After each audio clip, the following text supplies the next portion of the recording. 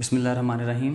अस्सलाम वालेकुम दोस्तों, आज हम बात करेंगे एक इंग्लिश सेंटेंस के हवाले से कि अगर आपको किसी भी किस्म का इंग्लिश का सेंटेंस है उसे उर्दू से इंग्लिश में ट्रांसलेट करना है तो आपके पास एक ऐसा यूनिवर्सल कोड मैं आज आपको बताऊंगा जिसकी मदद से आप किसी भी किस्म के फ़िक्रे को आसानी से उर्दू से इंग्लिश में ट्रांसलेट कर लेंगे। तो आज का लेक्चर आपके लिए बड़ा इंपॉर्टेंट और मुफीद है क्योंकि इस हवाले से आप जब भी लिखते हैं या बोलते हैं इंग्लिश तो आपको सबसे पहले बेसिक स्ट्रक्चर के बारे में पता होना चाहिए। चाहे वो आइल्स का टेस्ट हो, चाहे CSS के अंदर जो है ट्रांसलेशन का क्वेश्चन हो, या ओवरऑल किसी भी लेवल पर आप जब पेपर हल कर रहे होते हैं तो आपके लिए बड़ा स्टूडेंट्स के लिए मसला होता है कि वो उर्दू से इंग्लिश में ट्रांसलेशन किस तरह से करें। तो आज मैं आपको कुछ इंपॉर्टेंट और मुफीद टिप्स बताऊंगा और आपको बताऊंगा किसी शॉर्ट टर्म में आप किस तरह इंग्लिश को ट्रांसलेट कर सकते हैं।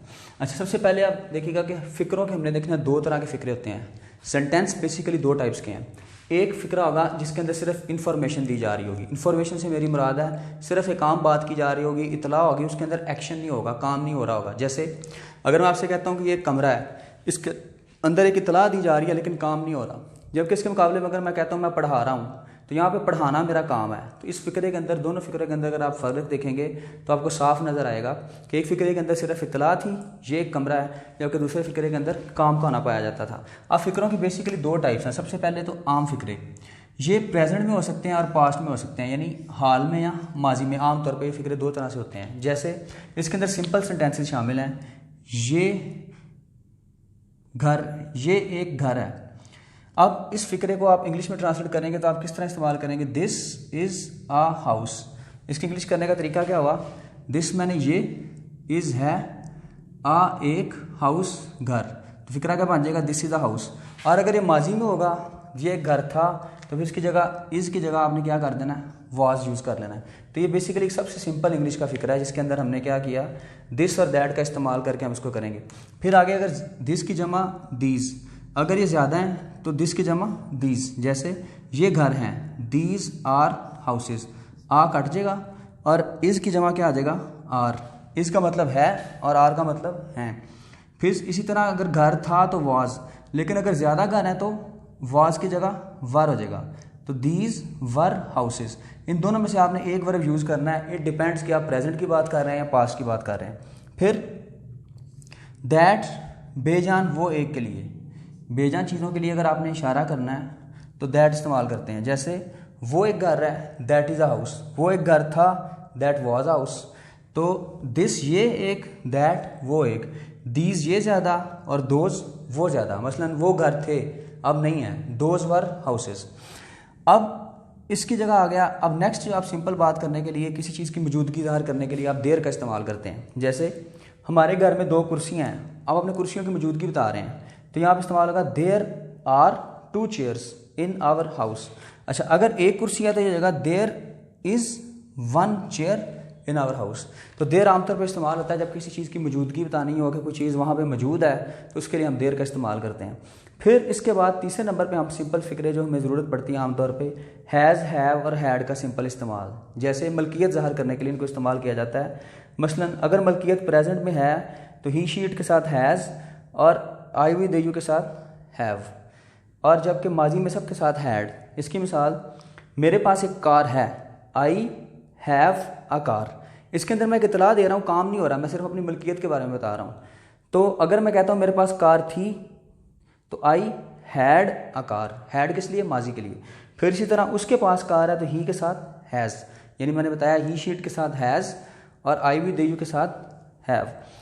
और इसी तरह अगर उसके पास माजी में गाड़ी थी तो ही हैड अ कार। ये बेसिकली सिंपल सेंटेंसेस थे। अब हम चलते हैं अपने दूसरे हिस्से की तरफ। अगर आप फ़िक्रे में, आपने पहले सबसे पहले देखना है कि काम, अगर फ़िक्रा काम वाला है, यदि उसके अंदर एक्शन हो रहा है, उसको कैसे करना है।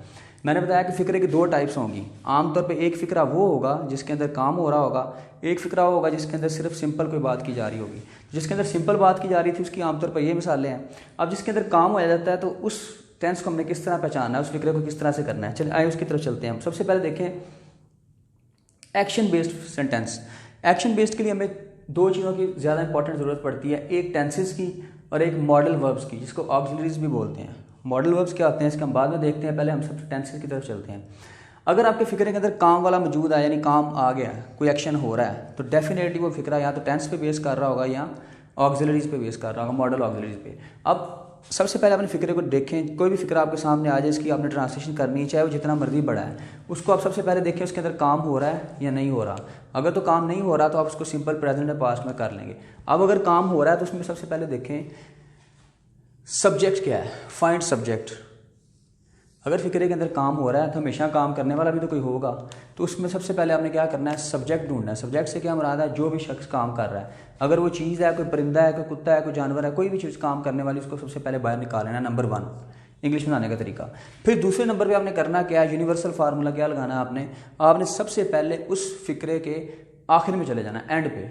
एंड से आपको क्या मिलेगा, 2 चीज़ों का जवाब मिल जाएगा। कैसे, अगर आप एंड पे जाते हैं आपको एक हिस्सा तो आपका क्लियर हो जाएगा टेंस पहचानने में। कैसे, है, हैं, था, थी, थे, गा, गी, गे, यानी इससे आपको एक चीज़ का जवाब मिल जाएगा किसी भी फ़िक्रे के आखिर पे जाके, वो प्रेजेंट में है, पास्ट में है या फ्यूचर में है। तो अब आधा है तो आपका जो सोल्यूशन था वो तो मिल गया। फिर आपका अगला काम क्या होगा कि अब प्रेजेंट के बाद जब सबसे आखिर वाले लफ्ज़ से आपको प्रेजेंट का पता चल गया, अब आपने ढूंढना है कि वो इंडेफिनेट में है, कंटिन्यूस में है, या परफेक्ट में है, या परफेक्ट कंटिन्यूस में है। उसके लिए फिर अब सबकी निशानियाँ देखनी है आपने। फिर आपने फौरी तौर पे सेकंड लास्ट वर्ड की तरफ आ जाना है। यानी अगर आपको काम करने वाला फ़िक्रे में मिल गया है तो काम करने वाला जो है, फॉर एग्जांपल ये फ़िक्रा है, अकरम क्रिकेट खेलता है। अब इसके अंदर काम कौन कर रहा है, अकरम, तो अकरम हमारा सब्जेक्ट हो गया, इसको ले आए आप फ़िक्रे के स्टार्ट में। उसके बाद दूसरा काम आपने क्या करना है, सब्जेक्ट ढूंढने के बाद फौरी फ़िक्रे के एंड पे चले जाना है। यहाँ से आपको एक चीज़ का जवाब मिल जाएगा कि यहाँ से है क्या शो कर रहा है, प्रेजेंट है। अब दूसरा काम आपने करना है, फौरी तौर पे सेकंड लास्ट पार्ट की तरफ चले जाना है, ता है। यहाँ से आपको किसका जवाब मिलेगा, बाकी के हिस्से का। तो आपकी जो डिटेक्शन है, जो डिटेक्शन कोड है पूरा हो जाएगा। जैसे अगर ता है तो इनडेफिनेट है, अगर ता, था, किया या करेगा तो उसके मुताबिक हम देखेंगे आगे फिर पास्ट या फिर फ्यूचर वो कैसे है। अगर प्रेजेंट डेफिनेट होगा तो फिर ता है आ जाएगा, अगर पास्ट इंडेफिनेट होगा तो आमतौर पर इसके एंड पे अलिफ या था आ जाएगा, और अगर फ्यूचर इंडेफिनेट हो जाएगा तो इसके एंड पे क्या आ जाएगा, गा आ जाएगा। तो ये इसकी निशानी है, करेगा। अब ये वाला हिस्सा हमारा कंप्लीट हो गया। फिर अगर फ़िक्रे के एंड से हमें है के बाद रहा मिल रहा है तो फिर क्या आ जाएगा, प्रेजेंट कंटिन्यूस, है प्रेजेंट, रहा कंटिन्यूस। अगर रहा था मिल रहा है तो था पास्ट और रहा कंटिन्यूस। इस तरह हमारी निशानी पूरी हो जाएगी। कर रहा होगा, गा फ्यूचर, ऊपर वाला जवाब मिल गया। अगला हिस्सा हमने फिर सेकंड लास्ट देखा तो रहा होगा, तो फिर क्या आ जाएगा, कंटिन्यूस। अब इसकी तरह परफेक्ट की निशानी क्या आ जाएगी, कर चुका, कर लिया या कर चुका होगा।